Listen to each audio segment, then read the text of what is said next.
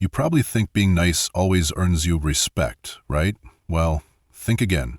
Turns out some of the kindest things you do are actually making people look down on you without you even noticing. Harvard social psychology research shows that certain nice behaviors can make others see you as less competent by up to 57%. Crazy, huh? These aren't harmless habits. They're like hidden traps that push you straight to the bottom of the social ladder.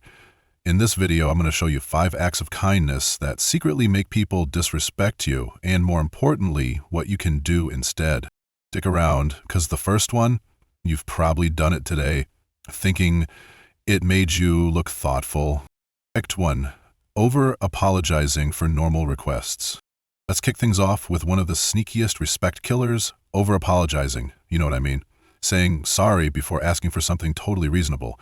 Sorry to bother you, sorry, but could you? Sorry to ask this. At first, it feels polite, right?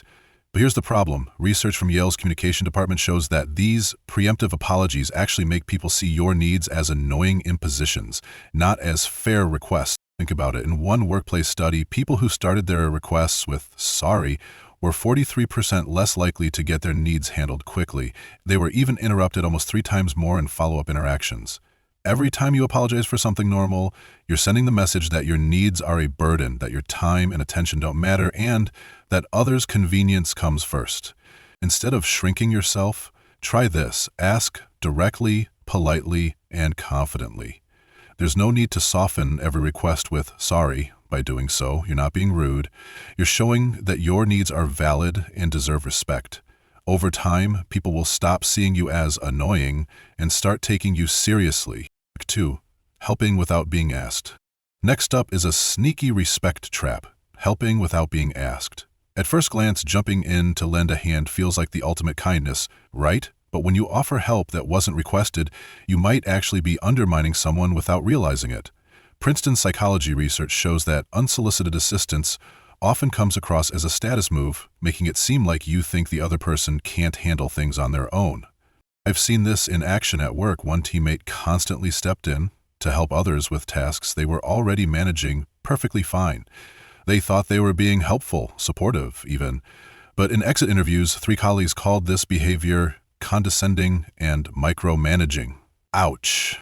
When you jump in uninvited, you're not really helping. You're sending the message that you don't trust people's competence. Worse, it can make it seem like you're doing it to get approval or look good rather than providing real value. The key, offer help only when it's asked or clearly needed, and let others handle their responsibilities with confidence. Respect grows when people feel trusted, not controlled. Act 3. Accepting poor treatment to keep the peace. Act 3 is a classic respect trap. Accepting poor treatment just to keep the peace. You might think that tolerating disrespect, boundary crossing, or unfair treatment makes you mature or easygoing. But here's the catch. It often does the opposite.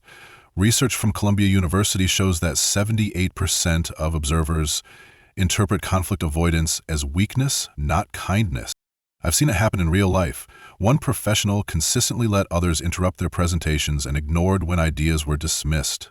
6 months down the line, they were routinely talked over in meetings and their contributions were often credited to someone else. Every time you accept bad behavior to avoid tension, you're signaling what you're willing to tolerate, and people notice. Here's the simple truth psychology confirms. What you allow will continue and often escalate. So, instead of silently enduring, try this. Address issues politely but firmly right in the moment. Standing your ground respectfully doesn't make you mean, it makes people take you seriously and earns the respect that silent tolerance never will. Act 4. Excessive availability. The 4th respect trap is one that sneaks up on almost everyone, being excessively available. You think dropping everything whenever someone calls or needs help makes you supportive, right? But constantly putting others first at the expense of your own priorities can quietly erode respect. Stanford organizational psychologists found that people who are always available are seen as 62% less important and 47% less competent than those who set clear boundaries. Here's a real example.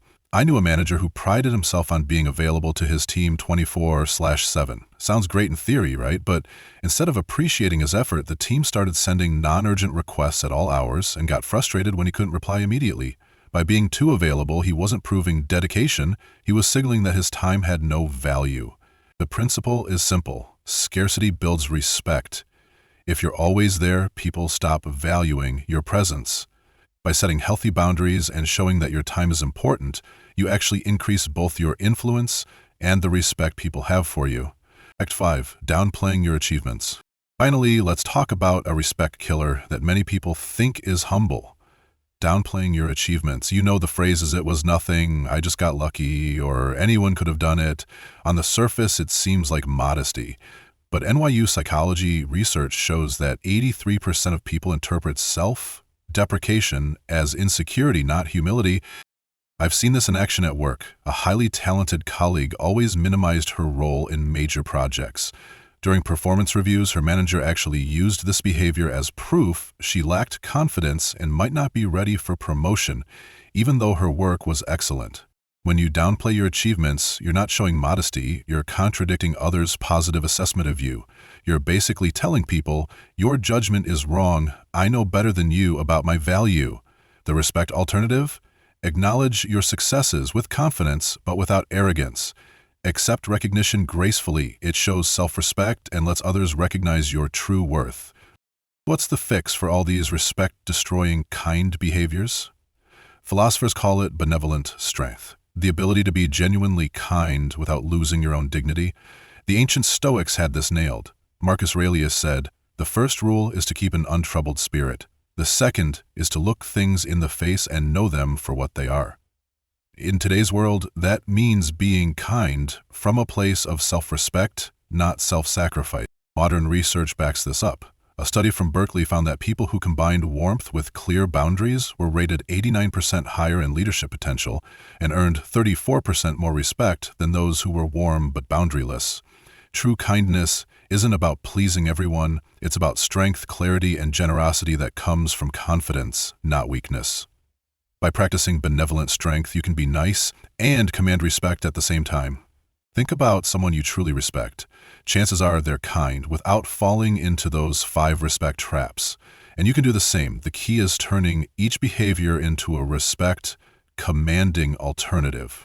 Instead of saying, "Sorry to bother you with this request," try, "I'd like your input on this when you have a moment." Rather than offering help unasked, say, "I notice you're working on X. Would you like any assistance?" If you tend to accept poor treatment silently, try, "I notice I've been interrupted a few times. I'd like to finish my thought." For excessive availability, set clear boundaries. "I'm available between these hours," or "I can help with this tomorrow." And instead of downplaying achievements, simply respond with, "Thank you, I worked hard on that," or "I appreciate you noticing." These small shifts let you stay kind while commanding respect, creating the perfect balance between warmth and self-respect. Here's the key to understanding why some acts of kindness backfire. Psychologists call it perceived value alignment. Basically, people are constantly and unconsciously judging whether your behavior matches how you value yourself. When you apologize too much, make yourself available all the time, or downplay your achievements, you're sending a signal that you don't really value yourself, and humans pick up on that. So, how do you actually start turning these respect-killing behaviors around? Psychologists call it incremental boundary setting, small, consistent changes instead of trying to completely change your personality overnight. Start this week by noticing which of the 5 behaviors you do most often. Pick one specific alternative, like asking for input without over-apologizing or setting clear availability, and practice it consistently. Watch how people respond differently when you act from self-respect rather than self-sacrifice. Expect some resistance at first, because you're breaking old patterns that may have been around for years. That initial discomfort is normal, but remember, it's temporary. The respect and influence you gain from acting with boundaries and benevolent strength are long-lasting, and over time, it becomes your new natural way of interacting. Here's the big takeaway. Respect and kindness aren't at odds. They actually strengthen each other when balanced the right way. True kindness doesn't mean shrinking yourself or putting your needs last. It's about creating space for others while staying true to your own value. So start today, stop apologizing for simply existing, own your value, and be genuinely kind from a place of strength. People will notice and respect you for it. If you found this helpful, hit the subscribe button so you don't miss more insights on building respect and confidence. And drop a comment below sharing which of these 5 behaviors you're going to tackle first. I'd love to hear your thoughts.